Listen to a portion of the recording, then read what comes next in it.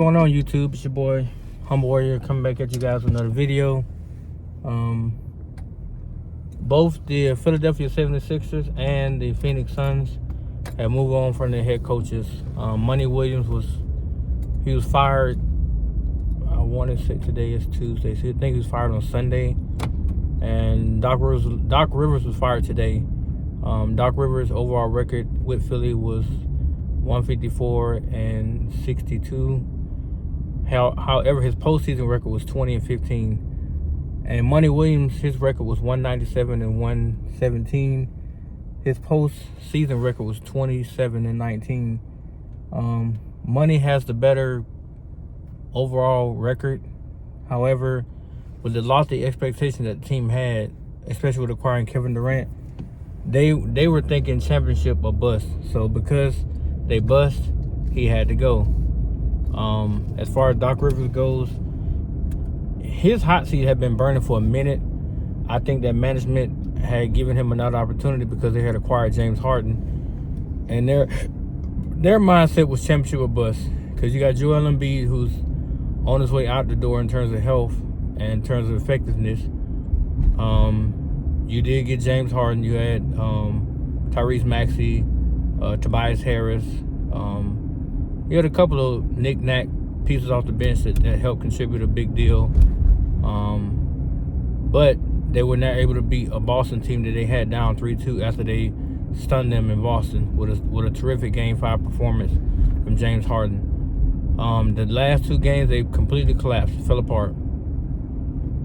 That's all on Doc Williams. You have to do a better job as a coach to make sure that your team, especially they home serve at a Game 6, that they have to win in order to avoid a Game 7 elimination. You have to get that game home. You got to find a way to get them to understand the importance of not going to a Game 7 where they could be subject to the beatdown they took at the hands of the Boston Celtics in Boston.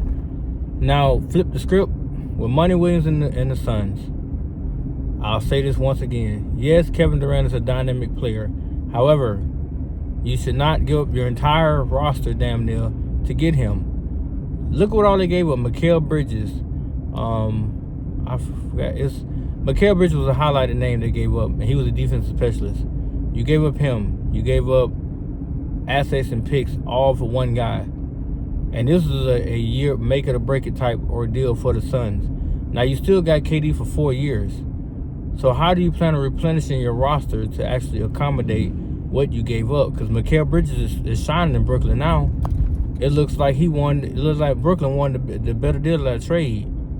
I think they had Dinwiddie as well on the Suns. Correct me if I'm wrong though, but I think they had him as well. So you gave up two key pieces to go get Kevin Durant. He's way better than Mikal Bridges and Dinwiddie or Dinwiddie, or whatever his name is. However, look at what you end up suffering with. I think DeAndre Ayton has to go. I think he should be on the next trading block opportunity the Suns have to release him, let him go somewhere, because clearly his heart is not in it when the pressure's on. And you can actually see that he quit on that team in Game 6. I don't care what nobody say. How all of a sudden you got an injury from Game 5 that you really didn't disclose much of, and you never said that, hey, I'm not going to be ready to go for Game 6. It took them getting to the actual day of the game to say, hey, oh, yeah, he's not going to play. We're going to sit him. So now you're out there with no big man, no reliable big man at that to at least slow down Joker to a degree. You don't have that now. So you put in basic backup spare parts, KD and Book, and you say, go help us win Game 6. Now, they was already down 3-2. So either way they had to win this game in order to go to Game 7 back in Denver. Did they do it? No, they got embarrassed at home. They got beat by 25 points. KD and Book missed shots, but hey, at the end of the day, those two superstars had to bring it home. Now, had they not missed so many shots, then possibly they could have kept the game in range, and maybe with Cam Payne with Cameron Payne and some other players, maybe they would have had a chance to bring it home, but that never happened. That didn't accumulate. So Denver smoked them because Denver played symmetric team basketball, meaning the ball was moving and the ball circulated from outside to inside, which is how basketball normally is supposed to work. But because of the Phoenix Suns rely heavily on Devin Booker and Kevin Durant, you saw how it faltered. Kevin Durant's a great universal player. However, he does wear down like any other human being can. Devin Booker will wear down. All you do is weather the storm that they're gonna pick up, that they create. You weather that storm, that mighty storm they're gonna hit you with. You have a chance to beat them. That's what Denver proved. Joker by himself was a one-man typhoon, and I hate to say this, but he's not going anywhere no time soon. And I personally don't see the Lakers slowing this young man down. But back to Monty Williams. Monty Williams is a dramatic disappointment this season because you gave up so many pieces to get Kevin Durant, and then instead of you actually implementing an offense that's going to work for him, you made it to where he went ISO basketball most of the time. See, when he was in Golden State, they ran a triangle offense to perfection. The same offense that Michael Jordan was implemented into, that he perfected, and that he annihilated people with, even though he was a one-on-one basketball player. Steve Kerr took that knowledge to Golden State, and look what he created. 3-time champs.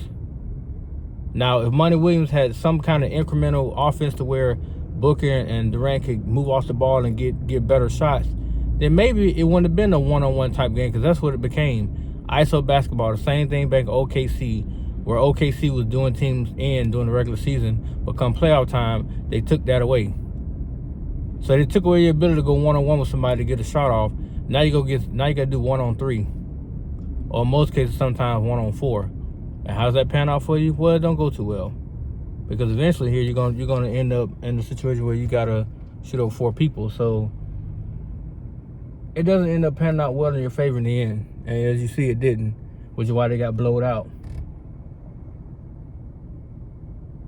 Because they were going to get tired. It's just a matter of time. Now,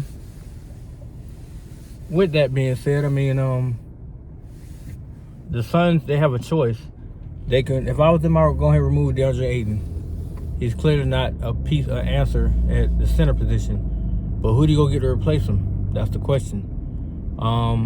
I personally think Phoenix and Brooklyn can do a swap. DeAndre Ayton for a young, what's the dude's name? Nick Claxton. Perfect example. I already played with KD. Very humble kid. He plays hard. He's a terrific defender. He can protect the rim, and he likes to run. So he can run up and down the court. He stays healthy. He's a reliable big man in the post. He doesn't have the girth, but he has the length, which would disturb any shot. You get him, maybe you back him up with another center, somebody that's just as agile as he is. You had a couple pieces around them.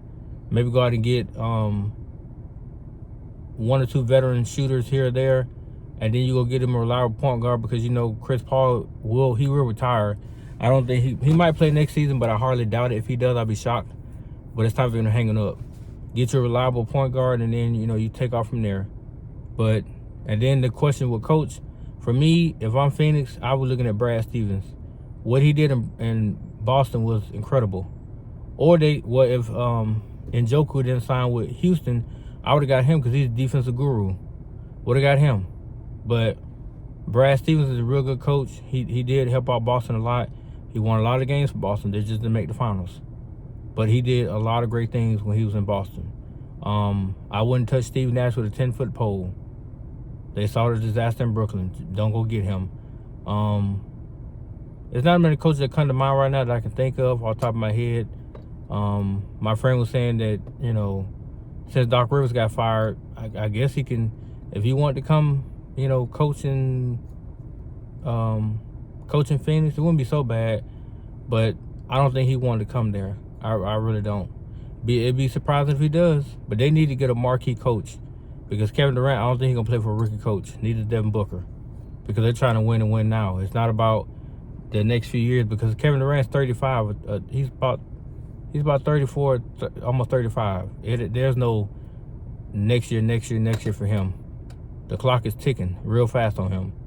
So he's trying to get to his 3rd ring, so at least he can solidify himself as a 3-time NBA champion. He won 2, but it'd be good to win 3. But I digress again. Hopefully the Suns and the Sixers will get decent coaches, but the demise of both of them coaches was coming. You can see it on the wall. This was their last year make or break it, and they both got put out in the 2nd round. it is what it is. You know, you move on to get fresh blood, but you also have to focus on the roster. What did they put around them guys that made them successful? Not a whole lot, because when the rubber met the road, the tire collapsed. All you had was the rim left. But those are my thoughts, guys. Let me know what you think. Comment, like, share, you know, all that good stuff. Thank you guys for 272 subscribers. Appreciate it. I'm gonna keep on cranking out these videos, and hopefully I can get to 300 by the end of this week. That's a good goal for me. But with that being said, guys, peace.